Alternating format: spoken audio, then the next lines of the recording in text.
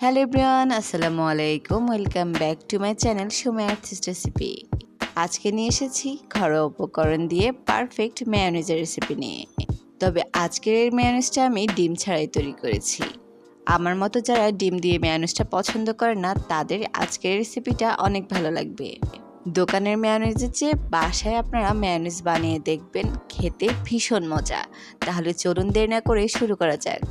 প্রথমে একটি ব্লেন্ডারের জারে আমি এখানে হাফ কাপ পরিমাণ গুঁড়ো দুধ দিয়ে দিচ্ছি। এরপর দিয়ে দিচ্ছি হাফ কাপ পরিমাণ পানি।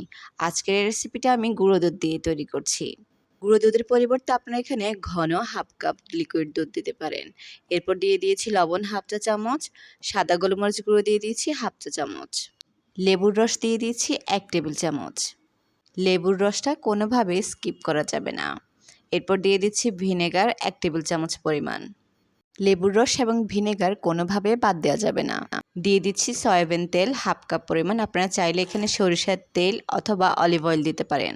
টেস্টের ব্যালেন্সের জন্য আমি এখানে চিনি দিয়ে দিয়েছি 1 টেবিল চামচ পরিমাণ। ভিডিওটা আমার বাদ পড়ে গিয়েছে, তার জন্য আমি আন্তরিকভাবে দুঃখিত। ব্লেন্ডারে এটাকে আমি 1 মিনিটের মতো বিট করে নিয়েছি। দেখুন, এটা পারফেক্ট একটা টেক্সচারে চলে এসেছে। খুব সহজে এবং অল্প সময়ে কিন্তু এটা তৈরি করে নেওয়া যায়, একদমই ঝামেলা ছাড়া। যেহেতু এর মধ্যে আমি ভিনেগার এবং লেবুর রস দিয়েছি, সেহেতু আপনারা এটাকে 15 দিনের মতো নর্মাল ফ্রিজে কোনো এয়ারটাইট বক্সে সংরক্ষণ করতে পারবেন 15 দিনের মতো।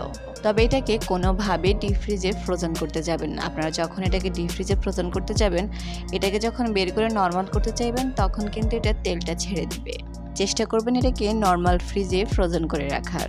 বাসায় এই স্বাস্থ্যকর মেয়োনেজটা বানিয়ে দেখবেন, খেতে ভীষণ মজা।